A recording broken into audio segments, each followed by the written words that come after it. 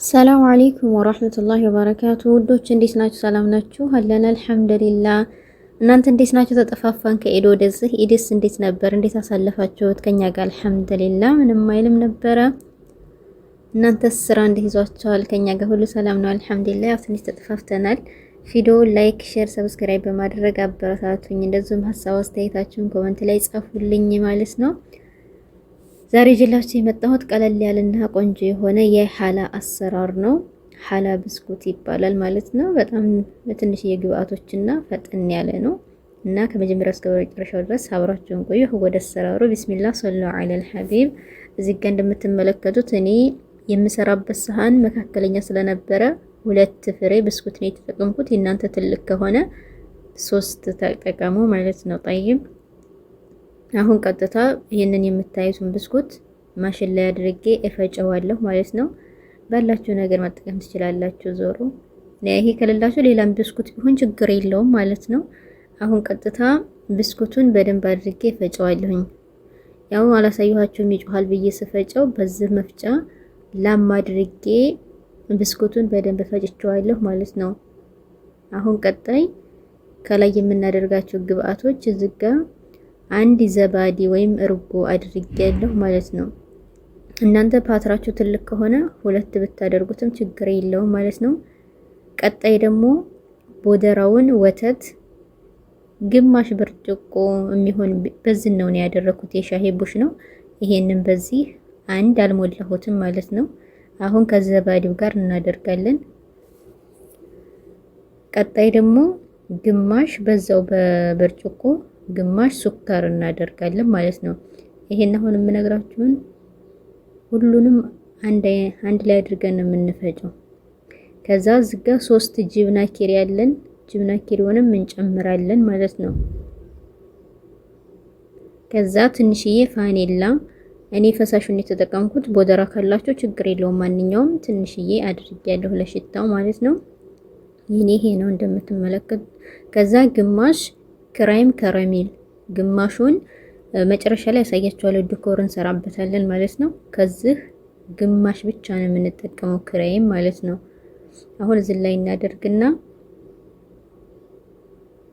እንፈጨዋለን። አሁን ከላስ ግብአቶቹ እነዚህ ብቻ ናቸው። አሁን ይሄንን አንድ ላይ አድርገን በማሽናችን እንፈጨዋለን። በደንብ ላም አድርገን አንድ ላይ እስከሚደበላለቅልን ድረስ ማለት ነው። ያው በስተመጨረሻ ፈጨቸዋለሁ እንደዚህ አድርጌ መጨረሻ ላይ ከፈጨሁት በኋላ እንደዚህ ሆኗል ማለት ነው። መጀመሪያ የፈጨሁትን ብስኩት አላሳየኋችሁም። ብስኩቱን ከፈጨው በኋላ ከዝብዳ ጋር በደንብ ጓንት ለብሼ በእጄ ሽት አድርጌ እንደዚህ ያውና የምሰራበት ሳህን ላይ አስተካክዬ አስቀምጨዋለሁ ማለት ነው። በደንብ ጫን ጫን እያደረግን ማስተካከል አለብን፣ ምክንያቱም ከላይ ስናደርግ እንዳይደበላለቅ።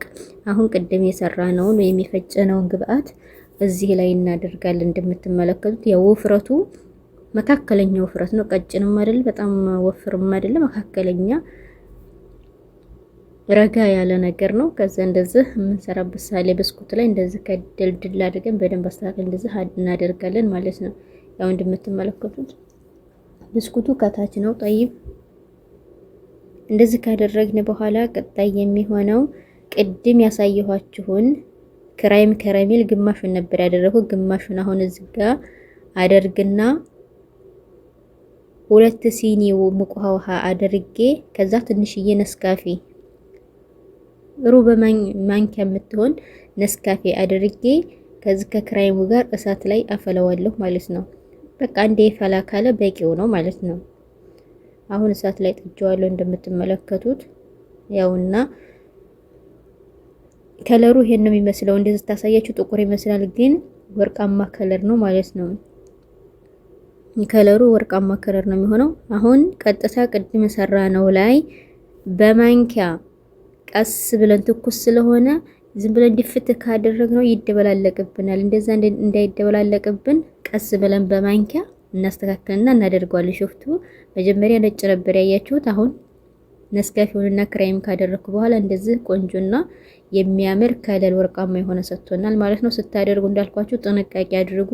ምክንያቱም ትኩስ ስለሆነ የምታደርጉት ክሬም ዝም ብላችሁ ጭምረት አደረጋችሁት ይሸነቋቆራልና በማንኪያ ቀስ ብላችሁ እየረጫጫችሁ እያስተካከላችሁ አድርጉ ማለት ነው። በስተመጨረሻ ያውና እንደዚህ ያማረና ቆንጆ የሆነ የብስኩት ሀላ ወጥቶልናል። በጣም ነው ቆንጆ ነው፣ በጣም ይጥማል። በተለይ ቡና ከሻሂ ጋር ማለት ነው አብሮ የሚሄድ ነገር ነውና ሰርታችሁ ሞክሩት ለማለት ነው። በተረፈ ቪዲዮዬን ስወዳችሁ ከመጀመሪያው እስከ መጨረሻው ልኝ ሰዓት እየቀነሰብኝ ነው ማለት ነው። ሰዓት በቃ በየቀኑ ነው የሚቀንስብኝ፣ ለምን እንደሆነ አላውቅም ማለት ነው። እዚህ አይነት ሞኔታይዝ መቼ እንደሚሆን አላውቅም። በሌላ ቪዲዮ እስከምንገናኝ ሰላማችሁ ይብዛ።